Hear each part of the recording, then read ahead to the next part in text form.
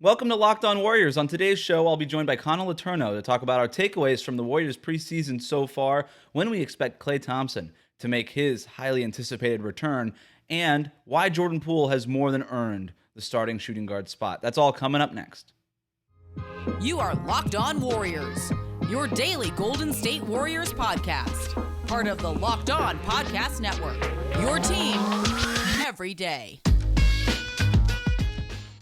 All right, a Monday of Locked On Warriors, the only podcast bringing you the latest on the Warriors every day, Monday through Friday. I'm Wes Goldberg. However you may be listening, YouTube, Odyssey, or on your favorite podcast app, thank you for making Locked On Warriors your first listen every day. My guest today is San Francisco Chronicle writer Connor Letourneau.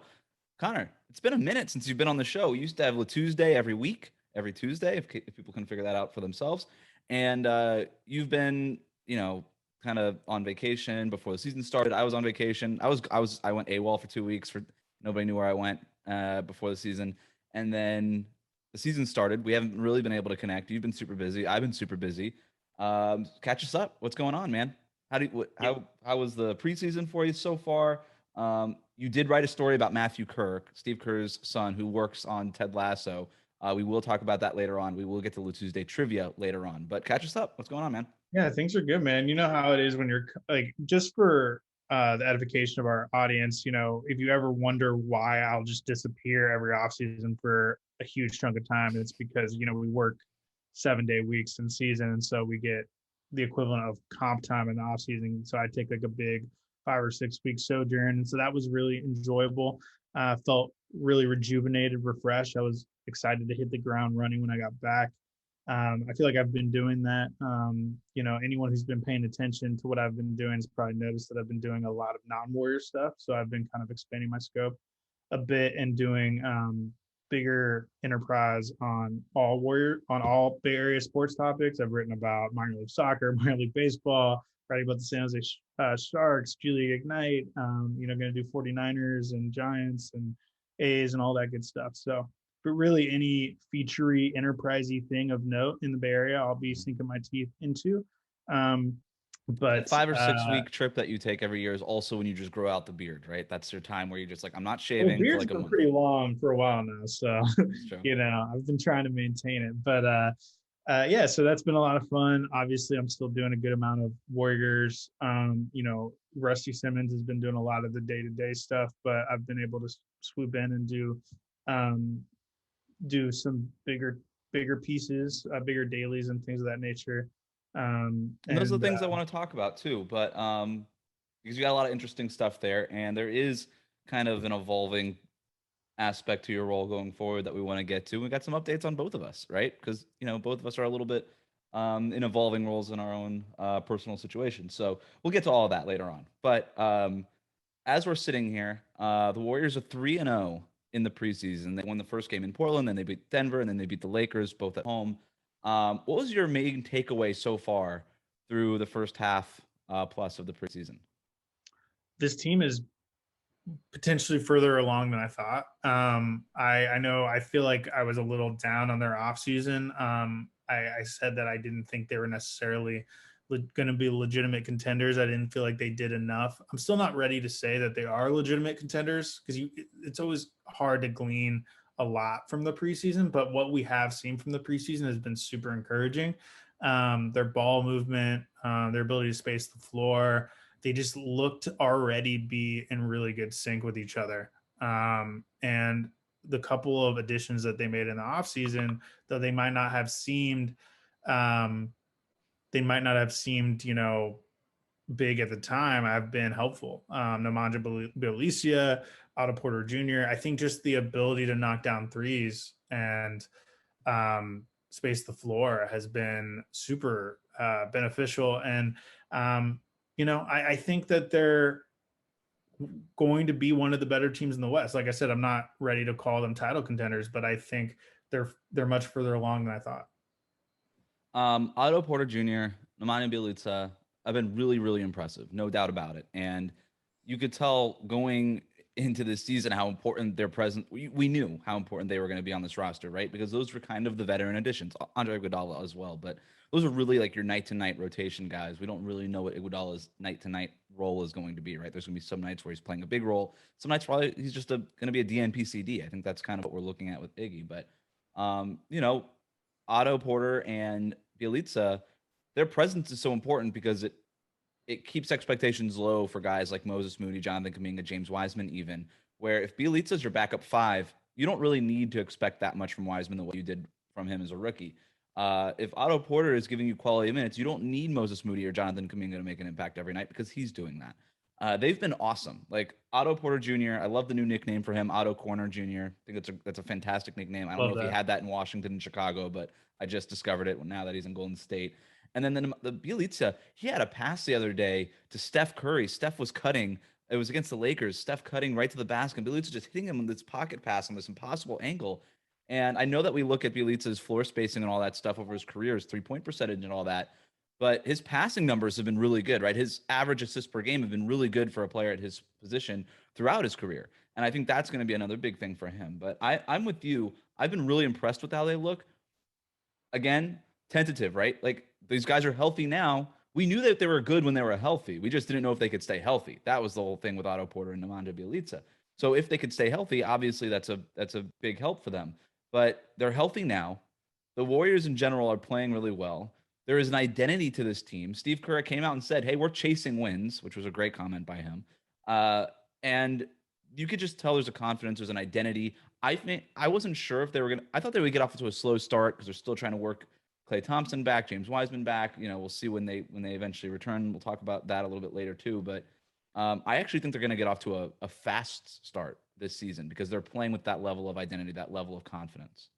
Yeah, I mean, like I said, they look like they're like in the middle of the season right now. Yeah. And I mean, I'm not sure we saw this level of cohesion from this team at all last season. Yeah. So it's been incredibly encouraging. And I think, we talked about it on, I think, my podcast right after free agency, but I think people would have looked at their offseason a lot differently if Otto Porter Jr. had signed the mid-level, which a lot of people thought he was a mid-level caliber addition.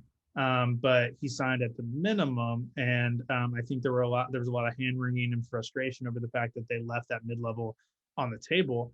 But based off what we've seen so far, like he looks healthy, he looks confident, he looks like he's having fun out there. I did a story yesterday just talking about his health issues and why he's feeling so good right now. And he feels like he's figured out a lot of the things that were plaguing him health-wise. There were a lot of nagging issues that were interrelated that Rick Celebrini's helped him a lot with. And so, and he said that he's having the most fun he's ever had in his career. And you see that from how he's playing right now. And you're realizing that, he's not just a helpful addition. He's a guy who, could be like a go-to option for them, over someone like Andrew Wiggins when Klay's not out there and Klay's yet to come back and Andrew Wiggins isn't Steph Curry isn't on the floor. He can be that like helpful complementary guy to balance out someone like Wiggins. So keep in mind, this is someone that earlier in his career with Washington signed a max level deal because he was an essential complementary guy. Like he did all the little things to help a team win, was good defensively, was a great shooter, 40% three-point shooter throughout his career. And, I think he has a chance to be one of this team's best players if he stays healthy, which, he feels like he can. I actually think the best podcast that has been recorded so far during the Warriors preseason has been when it's not necessarily a podcast, but when Bob Myers sat down with Bob Fitzgerald during the broadcast, I think of the Denver game. And Bob Myers, I thought I really appreciate how much Bob Myers will talk to the media. He's got like his pockets of the season where he'll do an availability, and he's very generous with his time. But there's an art to saying nothing, and he's very good at that art. But with Fitzgerald during the broadcast, I actually thought he was very honest and transparent and kind of outlined everything that was key to the Warriors this season. Basically, how Jordan Poole's development is going to be so important. I do want to ask you about Jordan Poole a little bit later. how Bielitsa and Otto Porter, they knew what they were getting when they were healthy, and he was very impressed. And I think it's very easy for us to get kind of caught into what it looks like when they're healthy and on the court. And oh my gosh, this is clicking into place. This is working. But there is also an understanding from this front office saying like, they're healthy now, but they should be healthy now. Like the season just started. What happens when the wear and tear comes back? What happens when a nagging injury might have a domino effect on Otto Porter's body and something like that? Like that is still a very real thing that they're concerned about. And then obviously what Klay Thompson looks like when he comes back. And then what I thought he pointed out that was really interesting is that Draymond Green taking threes is going to open up their entire offense. There's still, I think after the offseason, what you and I said, like a lot of things, if all the things go right, then this has been a home run offseason for this organization. But that's a lot of things that have to go right. And there's very few things that can go wrong for the Warriors to get to where they want to go, right? There's just not a lot of leeway right now. Through 3 preseason games, everything has gone right. Everything has gone right. But that's also understanding that kind of off to the side, arm's distance away, is Klay Thompson coming back. We don't know what he's going to look like when he comes back. And that's going to be a whole other story. There is not any folding in James Wiseman right now, right? They were able to blow out Portland, but I didn't think any of the rookies looked particularly good against Portland. They looked better in other stints during the preseason, but they're not asking that much from the rookies right now because everybody's healthy that's in front of them on the depth chart. So right now, everything is going right. Can everything go, but this is a very small sample. Can everything go right for the larger sample? I'm not going to ask you that question because nobody knows, but I do think that the front office understands that. That said, that's what's going to make the start of this season so important, right? If they do get off to a fast start the way that I said that they would, that'll at least maybe give them a cushion in the West. And then, Klay Thompson comes back. You start to work James Wiseman back in when he comes back from the MCL thing, all that. And then maybe you're looking at a team that can make a run for like a legit playoff seed, not a play-in tournament, but in like a legit top 6 seed in the West. And then once you're there and Klay's back and worked in, who knows what can happen? I still don't know how I feel about this team in the regular season as far as what seed they can get because there's, again, a lot of big ifs that need to work out. But if they're healthy by the time the playoffs roll around, I think their top 7 is as good as anybody.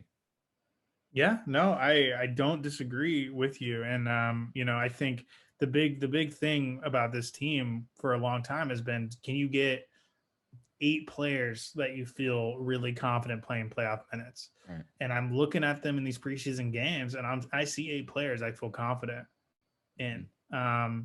Jordan Poole has taken his game to another level, which has been probably the biggest storyline in preseason. I don't, at least offensively, I feel comfortable starting him at the 2 while Klay's out. And then, Otto Porter Jr. looks healthy. Like we said, Bielitsa is somewhat of a pleasant surprise. And then, Juan Toscano-Anderson's picked up where he left off. And, all those things combined to tell you that, this rotation's solid. It's solid. Having that question answered with Wiggins, knowing that he's going to be available for every game this season, albeit if he stays healthy, which he has a history of doing, is you can't understate how big that was. Because this time last week, we didn't know if he was going to be missing 41 games or not because of the vaccination issue. So now that has been answered in a positive sense, you got to be feeling really good if you're a Warriors fan. I want to ask you your prediction of when Klay Thompson could come back and just some of the things that are involved in that here in a minute. But first, let's talk about our friends over at Sleeper. In 2018, the fantasy sports experts at Sleeper realized that fantasy basketball was broken. Games were being won and lost based on whose players had more scheduled games that week. It made no sense and required very little strategy. So in 2020, Sleeper released a brand new way of playing fantasy basketball. It's called Game Pick, and it's only available on Sleeper. In Game Pick, owners pick a single game per week for each starter to count towards their team's total score, ensuring an even number of games played between opponents. The days of losing because your opponent's players simply had more scheduled games to play in that week are over. The days of mindless daily busy work are over. The days of giving up halfway through the season because of that busy work, like I have so many times in fantasy basketball, also over. In Game Picks, you pick one game per week for each player based on player matchups, home versus away, opponent's offensive rating, pace, whatever. All of that adds up to more strategy and less busy work for you. Whatever you prefer, whether it's redraft, keeper, or dynasty, Game Picks has you covered. Sleeper cracked the fantasy basketball code, people. And if you love fantasy football, if you prefer building out a weekly strategy versus daily busy work, you're going to love Game Picks. Download the Sleeper app and start a league with your friends today. You're not going to be disappointed. Today's episode is also brought to you by DirecTV Stream.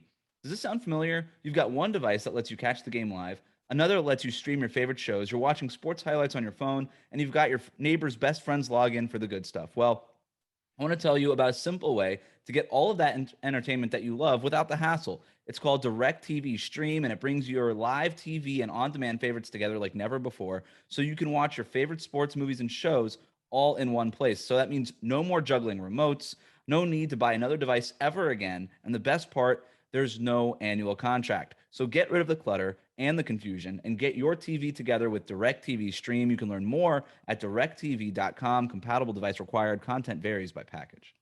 Back here with Connor Letourneau on Locked On Warriors. Thank you for making Locked On Warriors your first listen every day. For your second listen, make sure to check out a fresh new episode of Locked On NBA covering the biggest storylines across the league every day, Monday through Friday.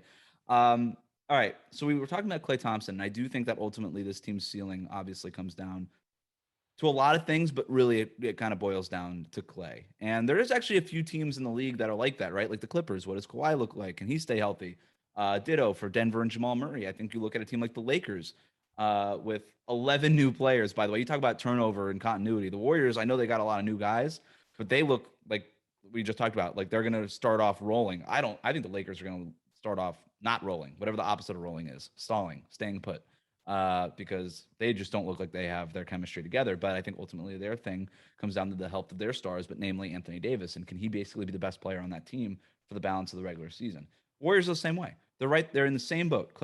Ultimately, what their success comes down to is, can Klay Thompson be 90% of what he was before the two injuries? That's a really big if. We talked about a bunch of big ifs so far, Connor. That's the biggest if of all ifs that ever existed. At 90% of Klay Thompson, 2019 Klay Thompson, the Warriors are title contenders. I'll say it. Assuming that everybody else is healthy too. Anything less than that, I have my doubts. I don't think they even get out of the first round if it's anything less than that. Where are you on Klay Thompson? How important he is?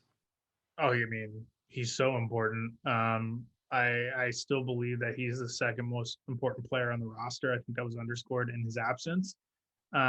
He's the glue, both offensively and defensively. He's like the unsung guy who makes everything fall into place.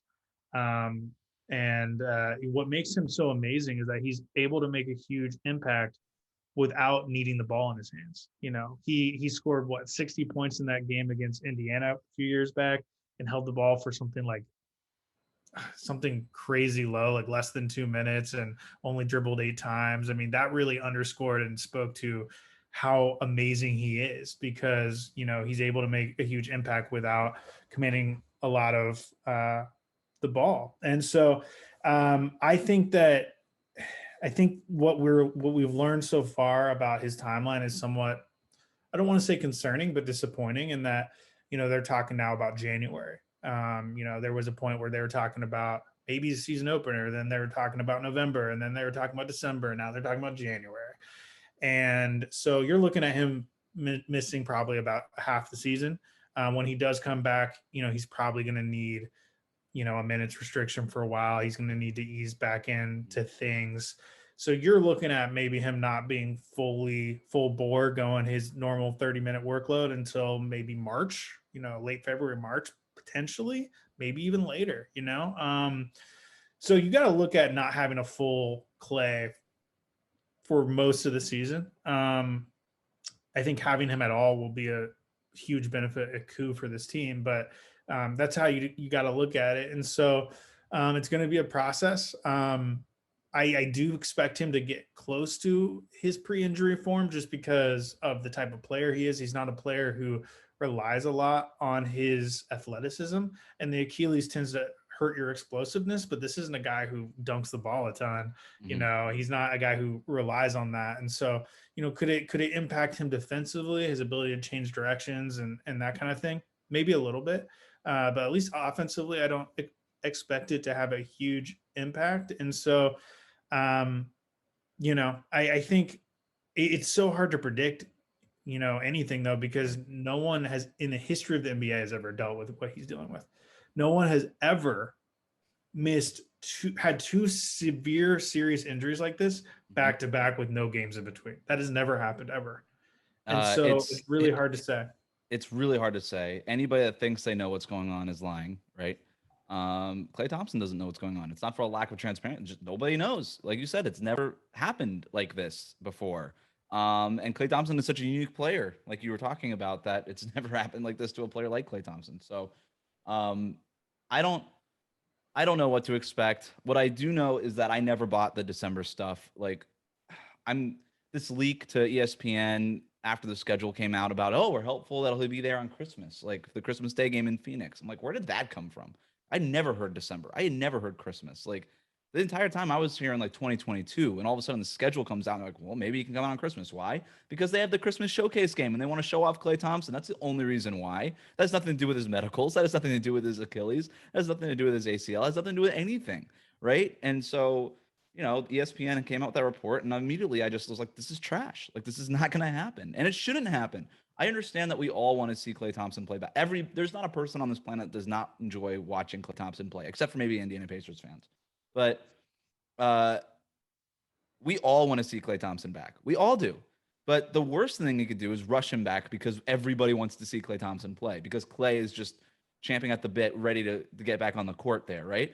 That's the worst. Like, look, he's been out for 2 years. It's been a really long time. But in the grand scheme of things, what's the difference between a month and getting him out there late January when he's healthy and ready to go versus trying to rush him back towards the end of December? Like, just deal with it. Make sure that he's healthy. That should be the number one priority. Not getting him back soon, getting him back as healthy as possible so that he's ready for the playoffs, right? Because that's what we're talking about with the ceiling.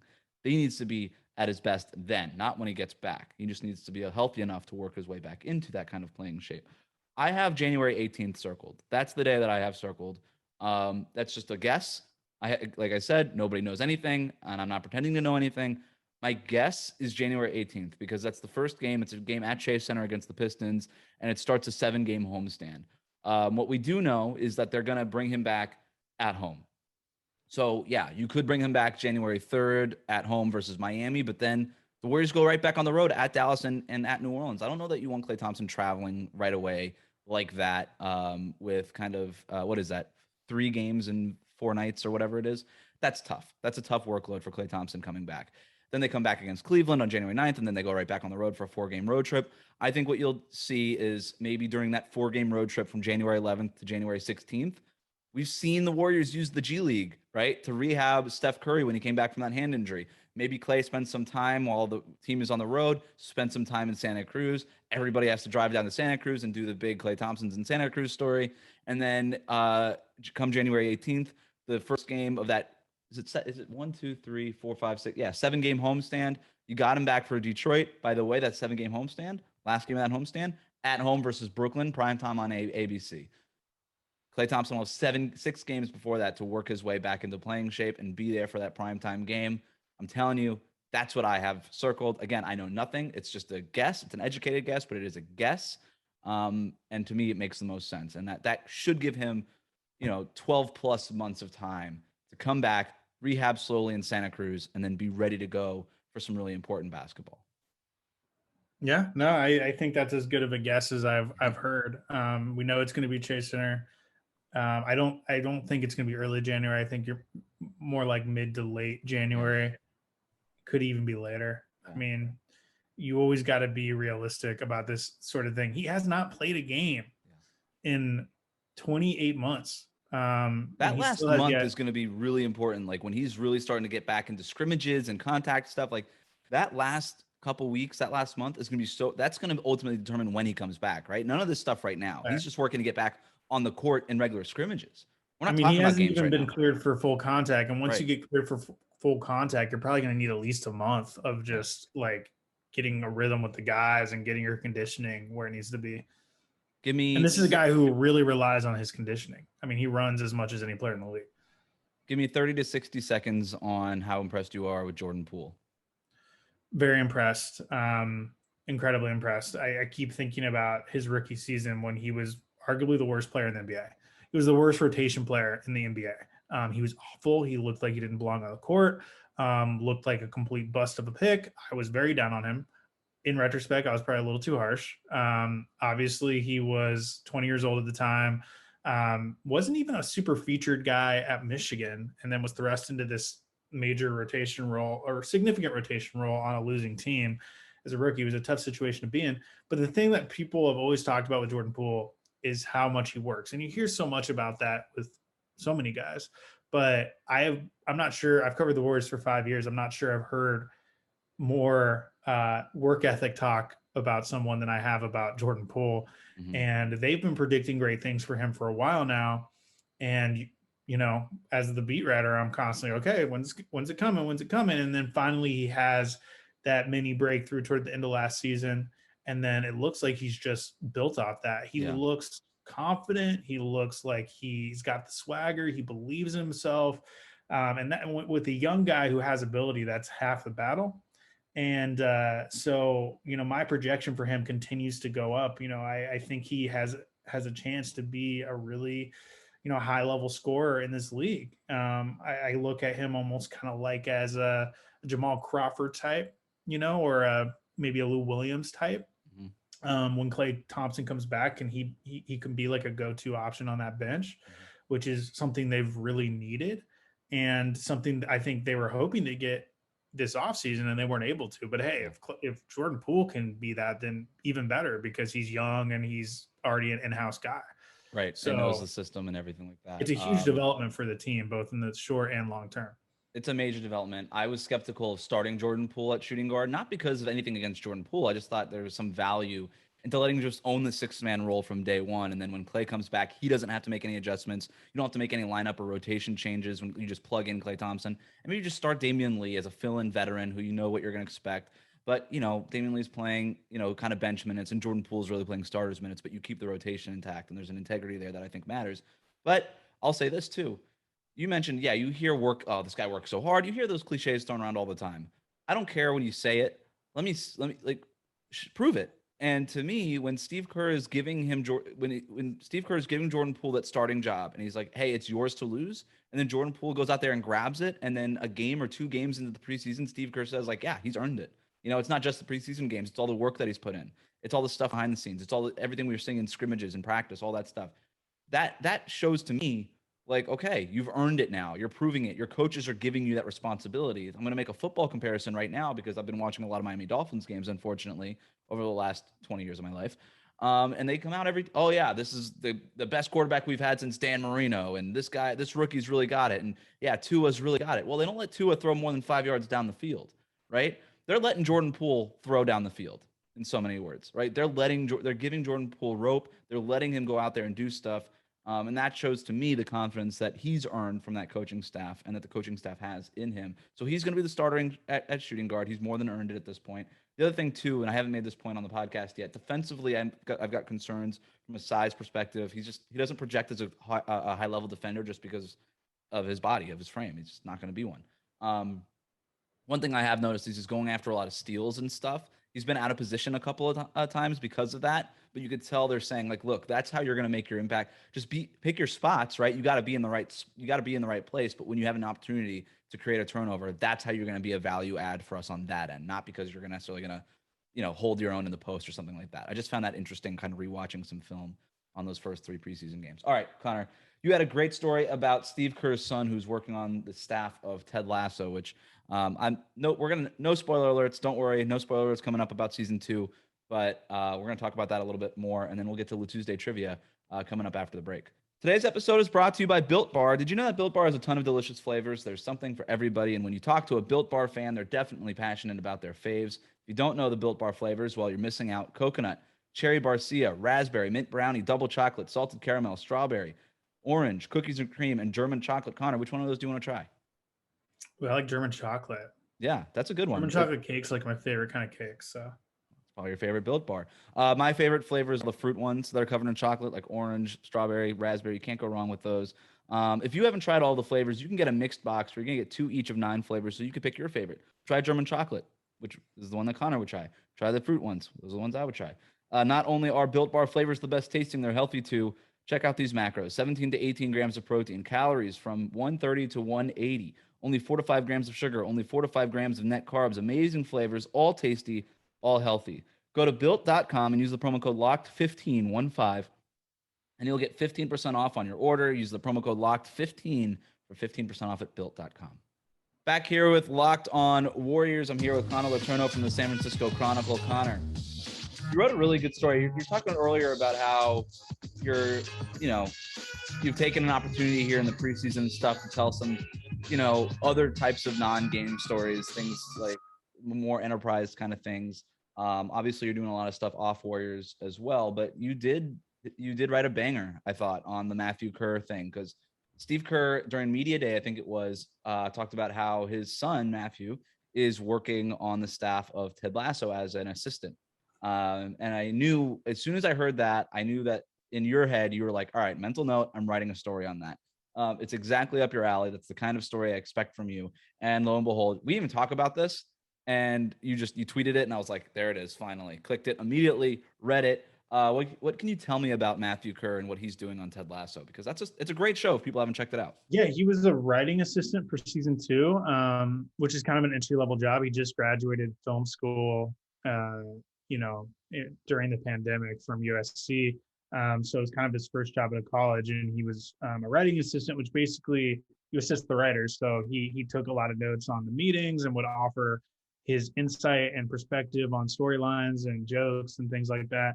And then he just worked on season 2. Now he's actually working on Clone High. Do you remember Clone High from the early 2000s? No. That cartoon? It was kind of like a cult classic. I think it only had one season in the early 2000s on Cartoon Network, I believe, but it's coming back on HBO Max, and he's working on that now. The story that I wrote was, obviously the news angle was Steve Kerr got a random mention in season 2, and everyone was like, where did that come from? Yeah. So I told the inside story of that, but it was really more of a way to get into Matthew's story, because, everyone knows that Steve Kerr's 2 oldest children, Maddie and Nick, were athletes. Nick played college basketball at San Diego and Cal. Maddie was a volleyball star at Cal. Nick is now on the staff for the Warriors. But we don't know a lot about Matthew, his youngest son. And Matthew is not even a sports fan at all. Like, completely averse to sports, almost makes a point to know nothing about basketball, even though he's been around the NBA his entire life. Would go to his dad's games and write screenplays and ideas for TV shows. While in the stands. While in the stands, while, thousands of people are screaming around him, he's just like with his notepad, has no idea what's going on, and still to this day doesn't really have any idea what's going on. But I saw it as an opportunity it also lends insight into Steve Kerr as a person, because Steve has been incredibly supportive, recognized very early on that Matthew was not a sports guy, and had other interests, and has been very encouraging, sent him to like an art school in San Diego rather than the sports school where the 2 other kids went, got him involved in musical theater at a young age, took him to late night screenings of Scream, which Matthew still considers his favorite movie, which, by the way, is a classic. I'm going to watch it before Halloween. It's one of my faves. Mm-hmm. So it was just trying to shed some insight on Steve Kerr as a parent. A lot of quote unquote jock dads, right? A lot of former athletes who have kids want their kids to be athletes, right? That's what they know. That's how they want to raise their kids, because that's the lifestyle that they had growing up, and they know how to sort of cater their kids' lives to that and their schedules and all that stuff. And you're right. The fact that Steve was like, you know what, you're not into it, that's fine. I'm the greatest 3-point shooting player of all time, but you don't care, and that's okay. I won a bunch of titles with Michael Jordan, and you could care less, and that's okay. And it's cool for him to have you tell the story in that there's an anecdote in the article you wrote about how he stayed up, at midnight to go to Scream and everything like that. And he's kind of nodding off in the movie theater, and he's like, but he did it to be there with his kid. And like I said, you have a lot of parents, I think, that would try to say, you know what? No, we're an athlete family. Like, we're a family of athletes. You're going to play something. And he's like, no, he doesn't want to do it. That's great. And I think that's really cool. Screaming of little sibling syndrome, by the way, Matthew Kerr. I mean, just like, hey, everybody's doing this, so I'm going to go my own way. I mean, my little brother is the youngest of 3 siblings, and he's the same way. He's just like, you know what? Everybody's doing this. I'm going the other way. I'm doing my own thing. 100% younger. You're an only child, so you want to know. But no, you're not an only child. You're a sister. I'm sorry. Damn, man. I just got rid of your sister. Hello?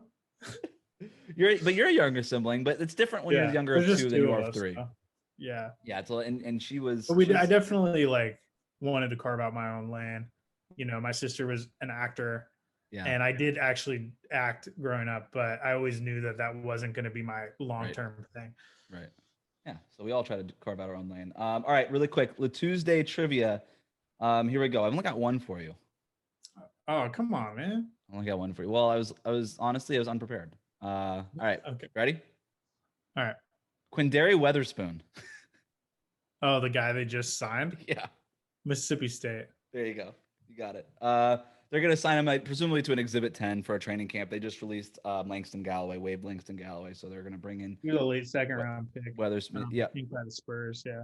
Yep, by San Antonio. 25 years old, appeared in. I'm just reading from the press release here.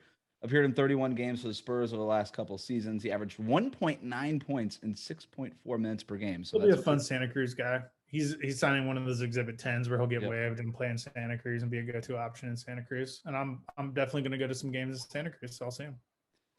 All right, and I'm sure we'll see a little bit more of you on the show, Connor. Thanks so much for jumping on. People, you know where to follow him, Con_Cron on Twitter. Check out all of his work over at the San Francisco Chronicle. That'll do it for us today. Remember to subscribe to new episodes of Locked On Warriors on YouTube, wherever you listen to podcasts. Comment, leave a 5-star rating, and then, of course, follow me over at WC Goldberg on Twitter. That's it. Thanks for listening. See you next time. Connor, thanks for coming on. Of course. Thank you.